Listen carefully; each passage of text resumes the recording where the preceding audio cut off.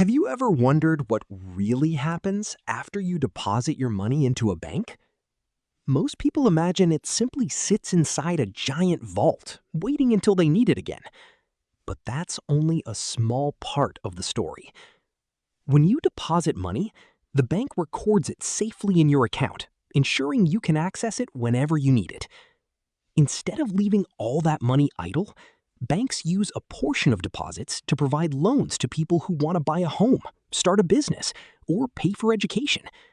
In this way, your savings help others achieve important goals while keeping the economy moving. Borrowers repay those loans with interest, and banks can share part of that value with savers, depending on the type of account. But this raises an interesting question. If banks lend out your money, how can they still give it back to you whenever you ask? In the next part, we'll uncover the answer. If banks lend out your money, what happens when people want to withdraw their savings? The answer lies in how banks carefully manage their funds. They don't lend out every rupee or dollar they receive. Instead, they keep a portion of their money available as reserves to handle normal withdrawals. Every day, thousands of people deposit money while others withdraw it, and these transactions usually balance each other out. Banks also carefully evaluate borrowers before approving loans to reduce the risk of losses. When someone receives a loan, they might use it to start a business, expand a company, or buy a home, creating jobs and supporting economic growth. As borrowers repay their loans with interest, banks earn revenue and continue the cycle of lending. But who makes sure banks themselves follow the rules and keep the financial system stable? That's where the central bank comes in, and we'll explore its role in the next part. Behind every commercial bank is an important institution called the central bank. Unlike the bank you use every day, a central bank doesn't usually provide regular accounts or loans to the public. Instead, it oversees the banking system and helps maintain financial stability. It sets rules that commercial banks must follow, monitors their activities, and uses tools such as interest rates to influence borrowing and saving across the economy. When interest rates rise, borrowing generally becomes more expensive, so people and businesses may borrow less. When rates fall, loans often become more affordable, encouraging spending and investment. These decisions can affect business growth, job creation, and overall economic activity. In simple terms, the central bank helps keep the financial system functioning smoothly, while commercial banks serve customers. But banking has changed dramatically over the years. In the next part, we'll see how digital banking, debit cards, and QR payments make moving money faster and easier than ever. Today, you don't always need cash to make a payment. With a smartphone, debit card, or QR code, you can transfer money within seconds. But have you ever wondered what happens behind the scenes when you tap your phone or scan a QR code? The moment you make a payment, your bank receives a secure request to transfer the money. It verifies your identity, checks that your account has enough funds, and confirms the transaction through secure computer systems.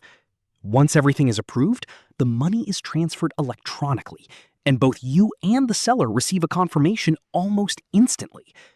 Although the process feels simple, millions of secure digital transactions take place every day, making modern banking faster and more convenient than ever before. But what if you want to buy something and don't have enough money in your bank account? That's where credit cards come in, and we'll explore how they work in the next part. A credit card works very differently from a debit card. When you use a debit card, the money comes directly from your own bank account. But with a credit card, the bank temporarily pays for your purchase, and you agree to repay that amount later. At the end of your billing cycle, you'll receive a statement showing everything you've spent. If you pay the full balance on time, you may avoid paying interest, depending on your card's terms. However, if you only pay part of the bill or miss the payment altogether, interest and other charges may be added, causing your debt to grow over time. That's why a credit card can be a powerful financial tool when used responsibly, but it can also become expensive if misused. As more banking moves online, protecting your money becomes just as important as managing it. In the next part, we'll explore how banks keep your accounts safe from hackers, scams, and online fraud. As banking has become more digital, protecting your money has become more important than ever. Every day, banks face threats from hackers, phishing scams, and other forms of online fraud. To help keep customer accounts safe, banks use multiple layers of security, including encryption, one-time passwords, OTPs, biometric logins such as fingerprints or face recognition, and advanced fraud detection systems. Whenever you make a transaction, the bank checks for unusual activity and may request extra verification if something doesn't look right. Many banking apps also allow you to instantly lock or block your card if it's lost or stolen. Behind the scenes, dedicated security teams and automated systems monitor millions of transactions around the clock to detect suspicious behavior.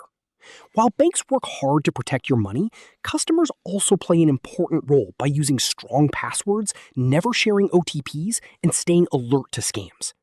Keeping your money safe is only one part of banking. In the next part, we'll discover how banks can also help your money grow through savings and interest. Keeping your money safe is important, but making it grow is just as valuable. That's where savings accounts and fixed deposits come in. When you deposit money into a savings account, the bank keeps it secure and may pay you interest as a reward for leaving your money there. Although the interest is usually modest, your savings can steadily increase over time, especially if you save consistently. If you don't need the money for a while, a fixed deposit may offer a higher interest rate in exchange for keeping your funds locked in for a specific period.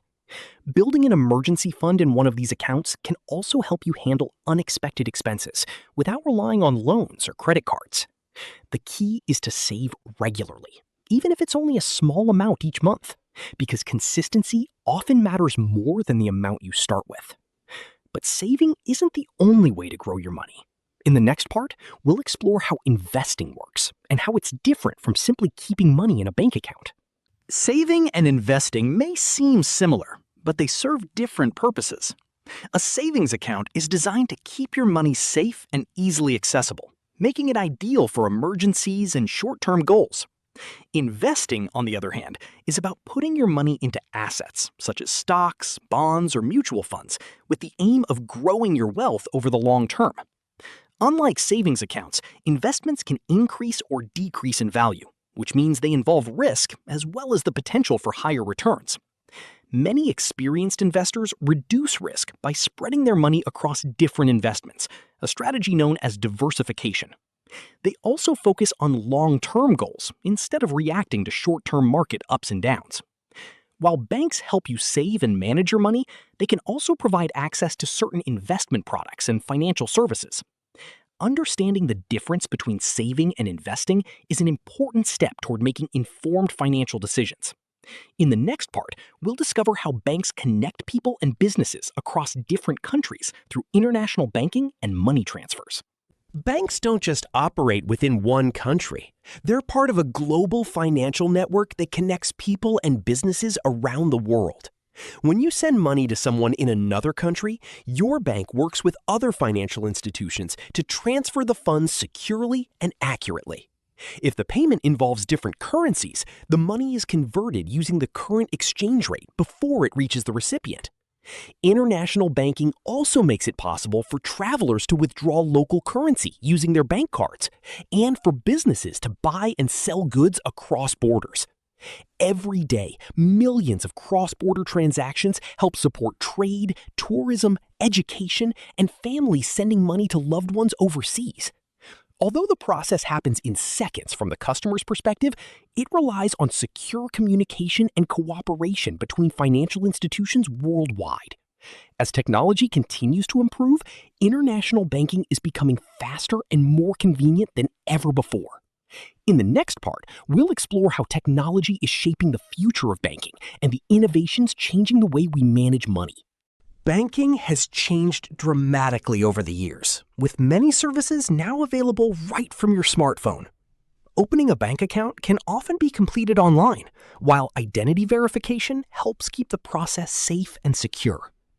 Modern banking apps let you track your spending, manage your budget, and even receive personalized financial insights. Features like fingerprint or face recognition make accessing your account both convenient and secure. Banks also use automated systems to monitor for unusual activity and may send alerts if they detect something suspicious. Contactless payments have made everyday purchases faster, whether you're using a card, smartphone, smartwatch, or QR code, with the goal of providing secure and efficient transactions. As digital banking becomes more accessible for people of all ages, technology continues to improve the overall banking experience while keeping security a top priority. But this raises an interesting question. Banks provide so many useful services, so how do they actually earn money while offering them? Banks provide many valuable services, but like any business, they need to earn money to operate and grow. One of their main sources of income comes from lending money to borrowers, who repay those loans with interest over time. Banks generally pay interest to people who keep money in savings accounts, while charging borrowers interest on loans, and the difference between those rates is one way they generate revenue. They may also earn money through fees for certain products and services, depending on the type of account or transaction. This revenue helps pay employees, maintain branches, provide customer support, and invest in technology and security that protects customers and keeps banking services running smoothly. When banks operate responsibly, customers benefit from safe, reliable, and convenient financial services. A successful bank aims to balance the needs of its customers with long-term, sustainable business operations. But banks have existed for centuries. So where did they actually begin? Banking didn't begin with smartphones or even modern bank buildings. Its origins go back thousands of years. In ancient marketplaces, money changers exchanged different types of coins, helping merchants complete trade across regions. Over time, people also trusted these money changers to keep their valuables safe, creating one of the earliest forms of deposit services. Eventually, some of those deposited funds were lent to others, laying the foundation for the banking system we know today. As trade expanded, banking became more organized, and new institutions emerged to support growing economies. The introduction of paper money made it much easier to carry wealth than transporting heavy coins, and banks continued to evolve with new services and stronger regulations. Today, many banking services are available digitally from almost anywhere in the world. Although technology has transformed how banks operate, their core purpose remains the same: helping people safely store, transfer, and borrow money. But even with modern safeguards, banks can still face serious challenges. So what happens when a bank gets into trouble? Although banks are designed to be stable, they can sometimes face financial challenges. For example, if many customers try to withdraw their money at the same time, it can put pressure on a bank's operations. During such situations, clear communication and careful planning are essential. Central banks and financial regulators may also take steps to help maintain stability in the financial system when necessary. To reduce risk, banks are required to hold reserves and follow regulations that promote safe and responsible operations. In many countries, eligible deposits are protected up to certain limits through deposit insurance or similar programs, helping strengthen public confidence in the banking system. Regular oversight further supports the safety and reliability of banks. That's why millions of people continue to use banks every day to save, spend, transfer, and manage their money. We've now explored how banks work from the inside out, so let's bring everything together with one simple conclusion. By now, you've seen that banks are much more than places where people store money. They connect savers with borrowers, process billions of payments, support businesses, and help economies grow. Every time someone deposits money, pays with a card, transfers funds online, or takes out a loan, they're participating in a financial system that keeps money moving. Banks also provide tools that help families save for important goals. Businesses expand their operations, and individuals manage their finances more efficiently. Advances in technology have made banking faster and more convenient, while regulations and security measures help protect customers and strengthen confidence in the financial system. Understanding how banks work isn't just useful, it's a practical life skill that can help you make better financial decisions throughout your life.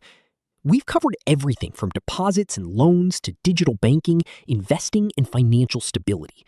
In the final part, we'll bring it all together with the most important lessons to remember about banking and personal finance.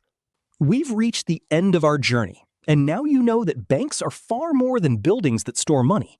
They help people save securely, provide loans that support families and businesses, process payments in seconds, and connect economies across the world. Every deposit, every transfer, and every loan plays a role in keeping the financial system moving. At the same time, understanding how banking works can help you make smarter financial decisions in your own life. Saving regularly, borrowing responsibly, spending within your means, and planning for the future are habits that can make a lasting difference. Remember, banks are powerful financial tools, but the most important factor in your financial success is how you use them. The more you understand money, the more confidently you can manage it and work towards your goals. Thank you for watching. If you found this video helpful, don't forget to like, subscribe, and share it with someone who wants to better understand how banks really work. See you in the next video.